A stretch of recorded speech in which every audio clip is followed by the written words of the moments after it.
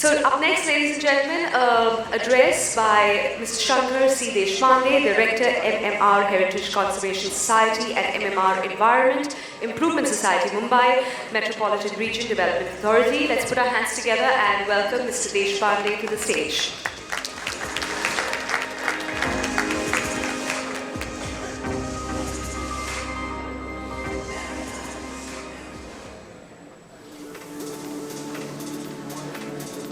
Good afternoon, everyone. At the outset, on behalf of MMR-DA, Honorable Metropolitan Commissioner, let me congratulate the Times Group for organizing this very important subject conclave. Especially the timing is after COP and before the World Economic Forum. As we all know, that India is on a robust growth curve. And we talk about India and its opportunities it shows upon, and the aspiration about the growing India. Then we dream about having as quick progress as possible. And when we talk about $5 trillion economy to be achieved, then the growth trajectory talks about all of the infrastructure development and the plus all other indices which we talk about.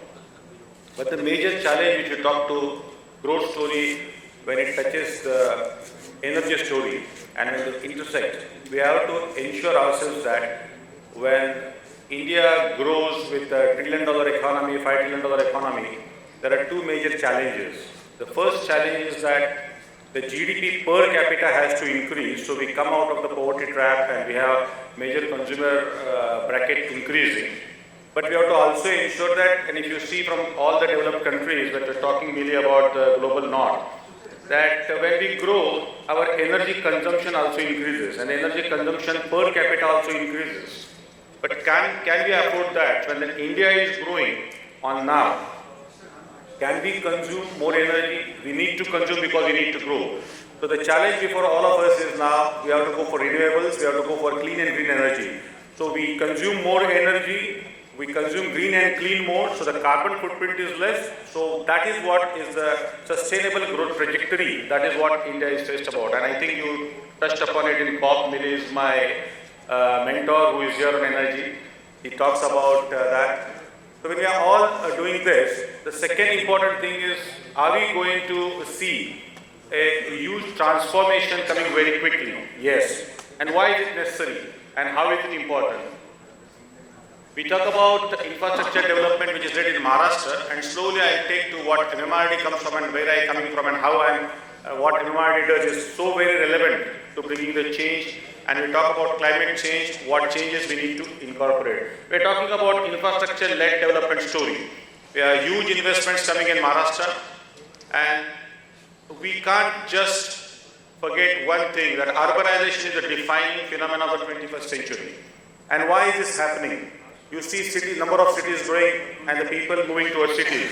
And what are the magnets of the cities? And if we just see the statistics, about 56% of the world population is today urban, and it will be closely going to 68%. 90% of this population is going to go in Asia and Africa. Out of the 38 mega cities in the world, 6 are going to be in India. So urbanization is a phenomenon which is very, very relevant and important, and we need to take care of our cities and regions. And why are cities and regions so important? If you rank the 100 top economies by country and by the region, you will see all these red are not countries but cities and the regions. So metro regions are economically super efficient and productive, as powerful as some of the countries. And if India needs to grow in the top 5 and wants to grow number 1, number 2, number 3, number 4, the Mumbai and Delhi, that is the indication of cities in the first 100 where we are 96, has to come to 20 or 24. So the cities growth happens, cities grow, and then the nation grows in the GDP contribution. We are somewhere near about 50 to 48% bracket today. Urbanization today is about 35%. We call about Maharashtra, we call about Mumbai Metropolitan Region is 95%. But on an average, if we want to aim at $10 trillion economy in the next decade, how fast can we grow, and how is that we are carbon neutral by 2070? How do we achieve this? I just compared it about how big our cities are. If you compare Mumbai, $142 billion economy is all compared with Kuwait. So some of the countries, if you see Calcutta compared to Jordan, Delhi compared to Cuba, Chennai compared with Macau. So some of the countries' economies and the ambit we give for the countries is very near to what some cities are. And one thing which we have to also consider that as we grow urbanized, we have this ambition of growing rich. So if you read per capita GDP to the growing urbanization curve, the more urban you are, the more richer you are getting. And see why that is seen in the growing countries and if you see the cities. So urbanization is something, a phenomenon which is going to stay for years. But what are we doing for our cities? How we transform them? These are the various magnets. You call it Mumbai, you call it for any city. People come here for jobs, prosperity, opportunities, and Mumbai Metropolitan region, if you are talking about, and MMR is considered with an idea of developing this destination economic vibrant place and quality of life to be given to about 24 billion people. Just compare India, Maharashtra and MMR. What we see is $5 trillion economy if India wants to achieve, we have to grow 1.75x in per capita GDP. And what is MMR? If you want to achieve about $0.35 trillion economy, we have to increase our per capita income by 2.5x. And if you see all these figures on the left-hand side, with 5% of GDP contribution that the MMR is doing today, and about 30 to 40% of all the growth potentials what we are contributing to the nation. What we really need to do, this is how Mumbai Metropolitan region is spread. It's about 6,000 square kilometers with Nasik and Pune very close to it. These are the challenges of urbanization today. Everybody faces it. And when I just came here, I was going in the parking area to see how many cars. And if I raise the hands, ask you to raise the hands, how many traveled by personal transport and how many transport by public transport? About 70 to 80% of people have transport by their own vehicles. Out of that, very few have electrical vehicles. So we need to have all this change mindset within the room. If everybody of us by the next conclave which Times Group is going to have makes it mandatory that everybody travels by public transport, we should be able to contribute to the actual change what we want to see in ourselves and to the nature. MMR takes various infrastructure projects, transport, infrastructure, environment, planning and social objectives. When we try to do this project, just see how the region has transformed. The red dots talk about the intensity of which we are going. And we call it the 20-year period, each 20-year period and how we have grown. And what is that is now important is we need to plan the transport corridors and the urban development together. We need to have spatial development, transport infrastructure together, and Mumbai Metropolitan region and MMR-DA is committed itself to make 3 or 4 intersection points. We have an economic master plan, we have a transport master plan, we have a land use master plan, we have a climate resilience action plan. So when all these plans sit together for a region, then actually we can achieve 2 things. Transformation through sustainable urban transport and transformation through sustainable urban development. If you want to achieve this, we don't need to make people move towards jobs. We have to take jobs to the people. That's what the development control regulations in Mumbai also allow mixed land use, so you can have development and jobs not focused in one area, but the service sector jobs can grow towards you. We have outer areas, which are the growth centers which are coming up in the New Bombay area and along the multimodal corridor area and the road networks which we are developing. That is the trend at which Mumbai 1 was focusing on the local Mumbai, Mumbai 2 is Thane area, and Mumbai 3 is outside beyond that which we can see in this area. When we are talking about these areas, we are trying to create growth centers as good as Bandra Kurla complex. And you know Bandra Kurla complex, which is talked nationally, is the heart of MMR-DA's first contribution in developing growth centers and job opportunities. Just see, is this a question, does urbanization lead to climate change? And what we need to change. 70% of the global greenhouse gas emissions coming from urbanization area, the energy consumption, we talk about land use, we talk about transportation, we talk about heat island effect, and what are the warnings. IPCC warns us, and I was sitting in the morning in the station, somebody was telling me that the sea level rise is going to happen very soon and Mumbai being coastal city is very vulnerable. All these challenges in front of us, and MMR-DA certainly is taking care of this. This is a very apt drawing to show if we do nothing, we are going on the right path. We need to do 1.5 and 2 degrees and what are the actions needed to take place there. On various sectors, we can't only segregate on one sector. We have to focus on fossil fuels, power, mobility, industry, buildings, agriculture. We need to have a holistic approach, and my friends and my speakers in the morning talked about that in the session. After this, also going to talk about this. If we look at Mumbai, we have an urban heat island exposure, we have coastal risk because we are very near to the sea level rise, and we are urban having problems because of the extreme climate. People still have memories about 26 July 2005, our Meठी River. And we try to understand, is it only because of nature, or is it human activity which is contributing to nature to behave in the way it's behaving? So we need to understand ourselves and we need to find solutions to it. The contribution of India is much less globally. We talked about that, and she talked about global south and global north. We are contributing less, but we want to have a growth story. We want to have energy, clean, efficient, and our contribution to all of this can be seen here. If you see only in Mumbai, about 70% of the contribution in greenhouse emissions is through energy, and I think you had the IBCC panel of platinum building, and you need to change the buildings, the build forms, and there is an active element on energy consumption at building level. We talk about transport, which MMR majorly takes care of this, and we are also handling the circular economy and the waste sector. So if we focus on these three sectors in cities, we are going to tackle most of the area. This is about the Mumbai's master plan, which is talked about 150 square kilometers already taking place very quickly, and we have about 50 kilometers operational, 40 kilometers under tendering. So we will have 337 kilometers of metro network before us, and it will look at 14 metro lines, 337 kilometers, and just see unprecedented size, scale, and speed. No city is doing this. 225 metro stations, 13 million ridership. So we will have 1 crore people travel, almost have a ridership on suburban trains today. The same amount of more than that will be having in metro railway once this is completed very soon.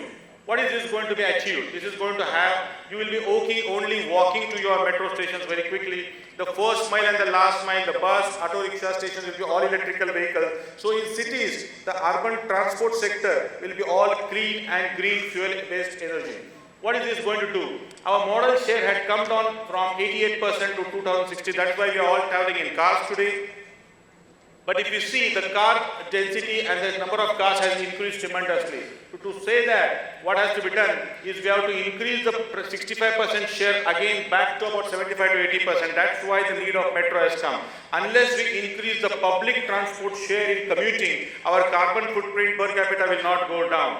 We are taking care of the private transport, which will electrical vehicle and charging infrastructure will take care of that, and the public transportation metros will increase from 2% to almost 7 to 8% to make it about 75 to 76. And what will this do is to bring down the congestion levels and increase the ridership on metro. So if you see the intersection which is going to happen, as we increase the metro length, the congestions of road will come down, the pollution levels on roads will come down, the ridership will increase. All this, if we convert into economic benefits out of that, about 12,000 crores of benefits per year on the value of time you save on the traffic junctions and the fuel efficiency which we get. If we convert all this into Mumbai's master plan, about 1.5 lakh crores Mumbai's master plan, and we get about 1.2 lakh crores only in saving, how are the environmental reduction? Reduction in about 1.26 million metric tons of CO2 emissions. This is how we achieve. What does actually the metro do? Is 30% of saving in fuel. Almost metro requires 20% of whatever required in road systems. 86% of reduction in traffic congestion.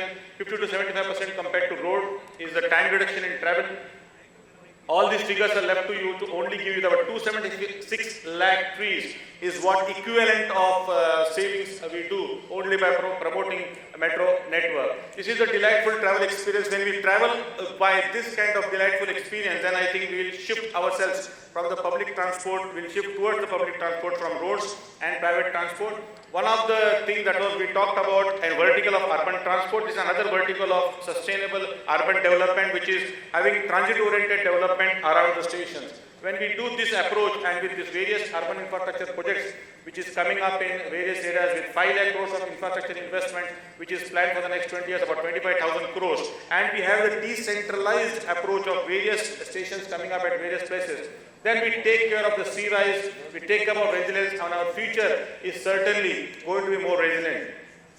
There are various mitigation options which in the sustainable development goals, but let me tell you, this is the first generation which has seen what is extreme events, and this will be the last generation. If we don't act today, we will be not able to save our planet Earth from having the disaster. For MMR-DA, the time to act is now. We have all the reports, all the documents, all the action plan ready in place, and we are acting on this. This is how the risk is likely to take us. We can't afford to see ourselves in either scenario 1 or 2. We have to see that we have adaptation. So since morning we are talking about climate change, adaptation, mitigation. All these measures are in place. We are seeing that decentralized solution, renewable sources and electrical vehicles is the way pathway. The growing cities, we are going to solve these problems going towards a solution. I will not talk much on this because there are various technologies which we talked in the morning about. We are talking about smart city, community engagement, grid modernization. There are various approaches and technologies for decarbonization. I leave it for you as a food for thought during your lunch. I in fact don't want to stand much before you and your lunch, which is going to be served very soon. There are various policies people talked about this. We talked about renewable energy, we talked about green building and urban planning, and you head that department, Millie, again.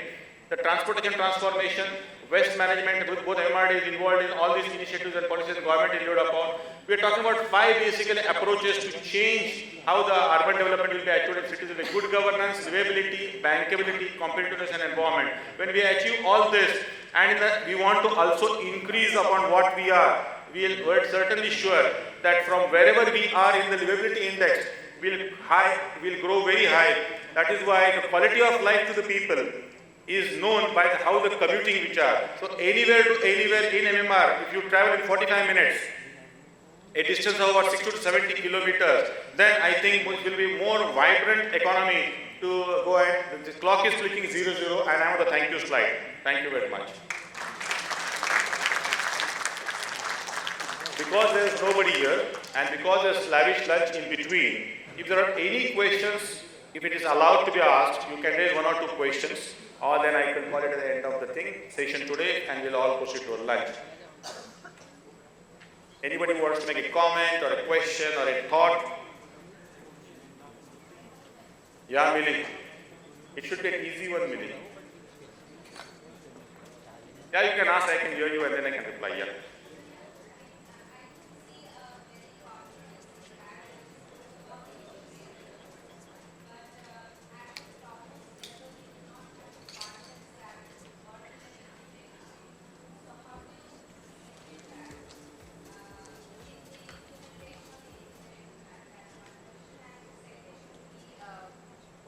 What's the role of financing in this? You know, because to execute this, you need a sustainable financing model. So, is it from taxes of people? Is it like what's the model around implementation? Yeah, MMR-DA is known for its land development model. We develop funds by land monetization and in Bandrakola complex, and then the land monetization will also take place around the transit-oriented development. So, and we will definitely go for land value capturing. So that is the land model. When you talked about integration, yes, we have an economic master plan which is being prepared. We have an environmental action plan, we have a climate resilient plan, we have a land use plan, we have a comprehensive transport plan. And Mumbai Metropolitan, which is mandate to integrate all these plans, look at the intersection and suggest solutions and develop programs and projects for that. So we are the organization who are doing it and will be leading the sustainable resilient future for Mumbai Metropolitan region. Yeah. Thanks, Billy. Yeah. Sir, my name is Vishal Sanghvi. Running my enterprise as a research institute to develop the technology for the future. Sir, I really appreciate about your slide and really asked about you if you give a presentation, so we want to share this to the school and colleges. My question about I personally involved the practice into the flood in Mumbai in 2005 and recently see in Chennai. As we want to show the problem statement in our next generation actually. And what kind of the professional they can develop actually, because finally when we show this slide actually, when we see the infrastructure, people want to live their life in Mumbai forever actually. So I want to know about how we can create a new profession for the future by sharing this problem statement in the school colleges, and what kind of the skill can be developed. Because any requires skill in time around 7 to 8 years to be expertise. People have to interact with the overseas research developer, so that I want to understand actually. Yeah, nice question. You can get involved with MMR-DA in skill development, and the next generation should be aware of what MMR-DA is doing. One of the purpose also standing before all of you and presenting MMR-Day is to give the information, disseminate the knowledge to the people through Times Group and through this platform, that what exactly MMR-Day is doing, and what MMR-Day is doing is for the sustainability of the entire region. When we talk about metro network, it is not only solving transport problem, it is solving green emission gas problems, emission problems. We are going to have less and less traffic, less and less air pollution, which is going to happen. GHG gas emissions are going low. Another impact of this, what is going to happen is, people are going to walk to the stations, so they are not going to require last mile and first mile connectivity. Also, I would appeal to all the private sector buildings who are there through this platform, that you can connect yourself and you can incentivize people coming by public transport and metro to your offices. So what this will do is, as public transport is more and more embraced, and you have more and more people having public transport and metro network is used by you, the private transport, which is very well minimal, that will reduce the pollution on the roads. It will also add to the less carbon footprint and will go much away from the fossil fuels. Though we know that 1 or 2% penetration of electrical vehicles is also trying to create some impact, but we don't only want to promote electrical vehicles, simultaneously we want to make option available. Electrical vehicle is a road option available to you. You have an option of going to transport by metro in a very delightful, comfortable way, and you travel 400 to 500 meters, you walk to your house or to your destination. That's why the metro network is very intense, about 337 kilometers, and will be increasing more. And all, as you rightly said, about 5 lakh people travel by line 1, and about 2.5 lakh people travel every day. And this is the first integrated line, only 2 lines have now joined. You just imagine 14 lines talking with each other and moving with each other. The entire commuting network will change and transform the way people move from east-west to north-south. This will actually transform. You talked about VT river and flood and the memories which you had. A lot of work has been done positively by the state government, by MCGM and by MMR-Day, cleaning the VT river, deepening it, widening it, and you are not seeing the flood situation after 2005, where to remove about 12,000 hutments on the banks of the river, on the sides of the river, on the beds of the river, where to increase the slope of the river which is flowing. And because of all of this, the velocity of water has increased, about 2 to 3 times discharging capacity and holding capacity has increased, and we have not seen that. Apart from this, the biodiversity has taken benefit out of it. We are not having flora and fauna growing in this ecosystem now. So Miti River has cleaned up and it is now become safe. So whoever wants to have this presentation with your students, etc., I am ready to happy to share with them. And you have my email ID also there. Yeah, somebody else. Good afternoon, everyone. Sir, thank you for the wonderful presentation. I am Irfan from CDD India. Sir, I would really like to know the knowledge gap. How are you addressing the knowledge gap in MMR-Day? You know, the thing is, you talked about various technologies which are being implemented for public transport and all. But when it comes to the knowledge within the government stakeholder, how are you addressing that? We have the best practices there. We have KFW, World Bank, JICA working with us. We have all the ministries support with us. We have Niti Aayog working with us. We have the best expertise, best consultants globally available working with us. So where's the knowledge gap? We have the same knowledge platform. Am I not talking in the same terms with you want to talk with me? So what you mean is exactly what we perceive and the action. There's a gap there, what you want to say. So the action will be only followed by a procedure of having policies taking that. How are the scientists talking about 1.5 degrees and 2 degrees milli, and who is the scientific world is exactly talking about what is going to happen in Bombay? There's a gap there, there's a debate there. So there are policy gaps within the scientific world, in the academic world, in the research also. There are some policy documentations which are being framed in place.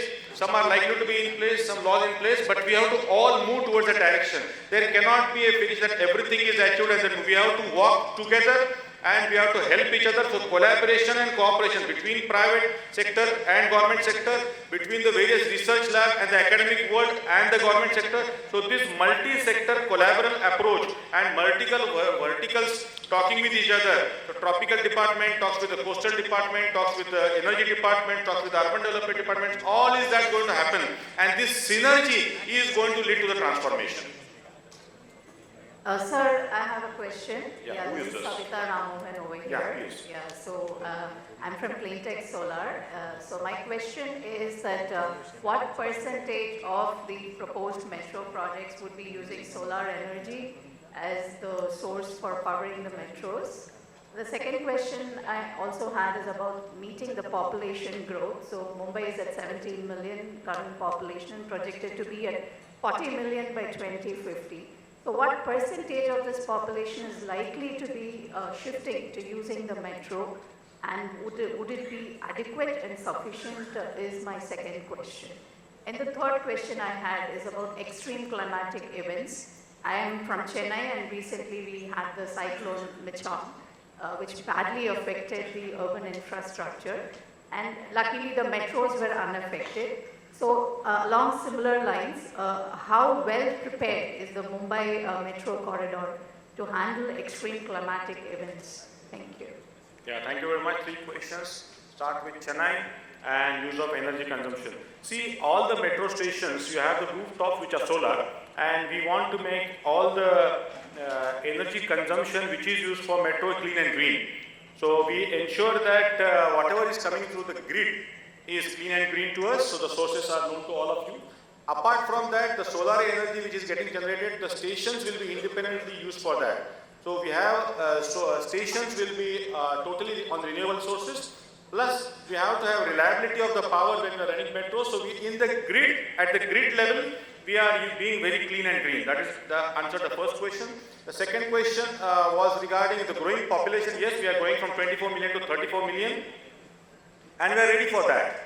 We are ready for land use, we are ready for transport, our metro takes care of that. And you talked about ridership. We about 1.2 crore ridership is getting created because of metro, and it is going to augment the suburban trains.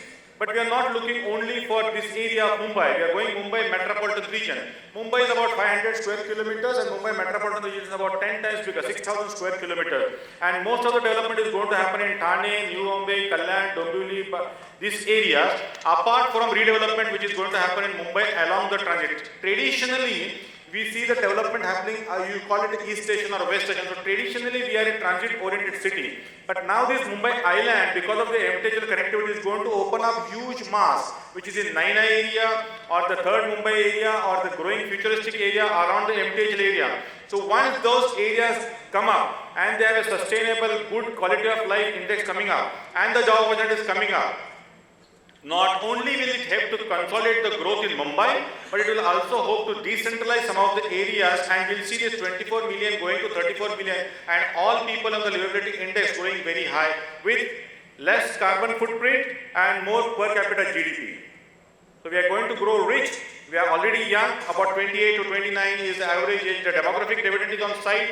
The carbon footprint will be low because of the metro and the transport connectivity and less usage on the roads. Plus, we are going to be energy efficient, plus GDP per capita will also increase.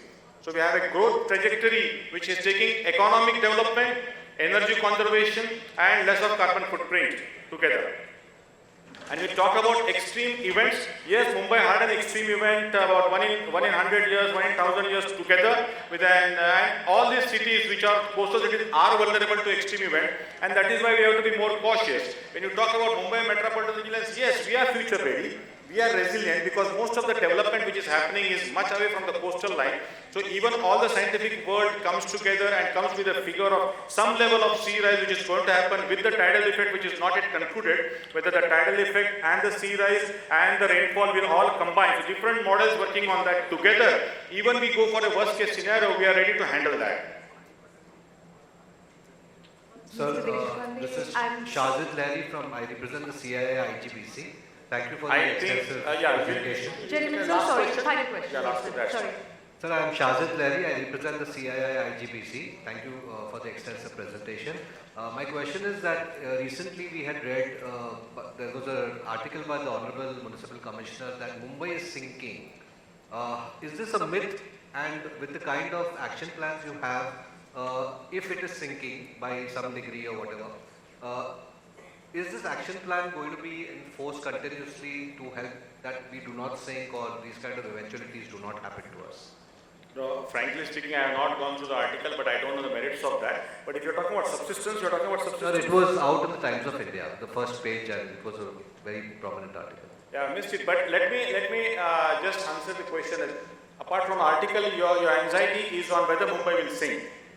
And that all depends upon how the mass below that. So are we because wherever we are talking about sinking and subsidence, we rely upon more on groundwater. But I don't think Mumbai is pumping so much of groundwater at all, so that we are worried about subsidence. If you're talking about sea influx, then I think that again is not a worry much, because we are having underground metro stations and underground metro coming up and a lot of utilities going in underground, and we see that there's a very hard basaltic rock. So I don't think that there's a fear of subsidence which you are talking about. But if the scientific world has come with some studies, something we'll delve into that in more details. Yeah, I got the last question, and there were 2 or 3 warnings given to me that I have to hold up, and there's a lavish lunch waiting for you. Thank you very much once again, Times Group and all the speakers since the morning, and all of you very big patient. Thank you very much. Thank you so much, Mr. Deshpande, for that fantastic session to wrap up our morning. Ladies and gentlemen, I think sir deserves a louder round of applause. So right now we shall take a quick lunch break. We'll see you back here at 2 p.m. Ladies and gentlemen, please enjoy the lunch. Thank you.